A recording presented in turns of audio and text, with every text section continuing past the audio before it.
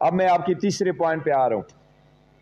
ہمارا ویژن کیا ہے پاکستان کے لیے اور ہمارا آواز یہی ہے اس کے لیے.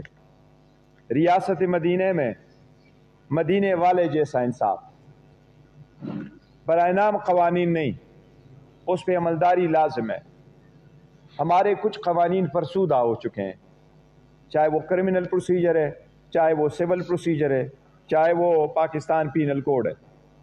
عدالتوں میں لوگ جاتے ہیں، عدالتوں میں لوگ پھنس جاتے ہیں، یا وہ ایکسپینسو بھی بہت ہے، یا لینتھی بہت ہے، یا کمپلیکیٹڈ بہت ہے. خاص کر ایک چیز کو مد نظر رکھتے ہوئے جب عدالتوں میں آپ جائیں تو کہتے ہیں اپلیکیشن فائل کرو، بایو میٹرکس نہیں ہوئے، ایفیڈیوٹ نہیں ہے، کوئی اور چیز نہیں ہے.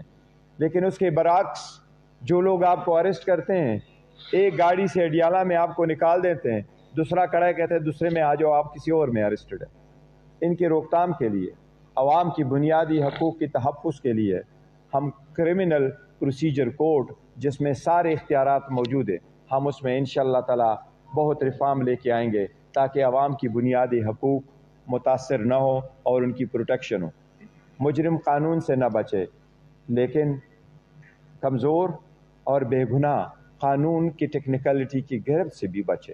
اس کی طرف ہم انشاءاللہ تعالی زیادہ تر لیگل ریفارمز وہ ہم آپ کے ساتھ ابھی شیئر کریں گے. یہ ہم پراپرلی ایڈریس کریں گے اور اس میں جو پروسیجر طریقہ کار ہم نے لے کے آنا ہے، اریسٹ کا بھی طریقہ کار، ٹرائل کا شروع ہونا، جس طریقے سے ہم نے سمجھا اور ہم پہ تو جس طریقے سے گزرا ہے 2 سالوں میں، ان سب کو مد نظر رکھتے ہوئے ہم جنرل پبلک کے لیے انشاءاللہ تعالی اس کو لے کے آئیں گے. اب میں آپ کے ساتھ چوتھا حکومت ریلیٹڈ ویژن شیئر کروں گا. نیا پاکستان اور نیا تبدیلی کا نظام. نیا پاکستان اور نئی تبدیلی کا نظام. آپ کو یہ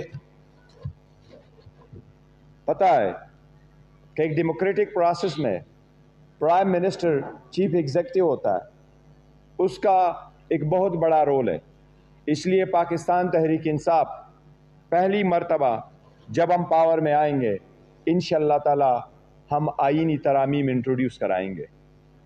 ہماری آئینی ترمیم میں ایک شق یہ شامل ہوگی کہ ہم آئندہ انشاءاللہ تعالی وزیر اعظم کا انتخاب ڈائریکٹلی عوام سے کرائیں گے.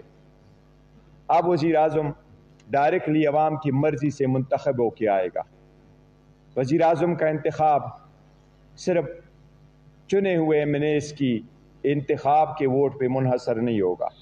تو ہم ریولوشنائز کریں اس پروسیس کو.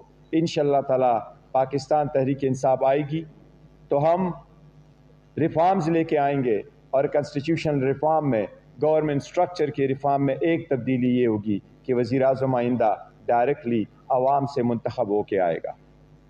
ساتھ ہی ساتھ ہم اسمبلی کی مدت جو 5 سال کی ہے ہم اس کو کم کر کے 4 سال کریں گے. 5 سال کی مدت اس قوم کو کوئی زیادہ ہی لگتی ہے اس لیے کہ پہلے ایسے کہ کوئی لوگ شروع کرے اور آپ کے خلاف، اس لیے ہم اس کو میجر ڈیموکریٹک کنٹریز کے مطابق کرتے ہوئے اسمبلی کی مدت ہم 5 سے 4 سال پہ لے کے آئیں گے. اسی طرح سینٹ کی مدت جو 6 سال ہے اس وقت، اس کو کم کر کے ہم 5 سال کے لیے کریں گے. اور ساتھ ہی ساتھ ہم سینٹ میں بھی ریفارم لے کے آنے والے ہیں.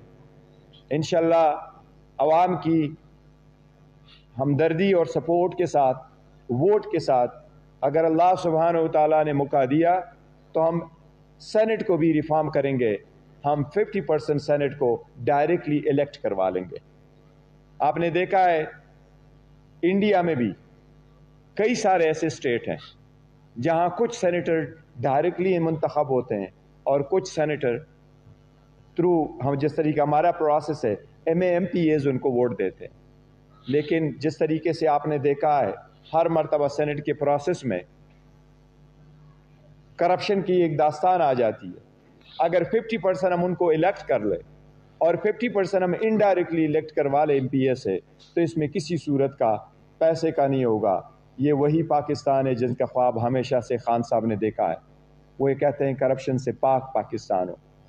اسی طرح انشاءاللہ تعالی اس کی بنیاد ہوگی ہم ان کو بھی آزاد طریقے سے منتخب کروائیں گے انشاءاللہ تعالی۔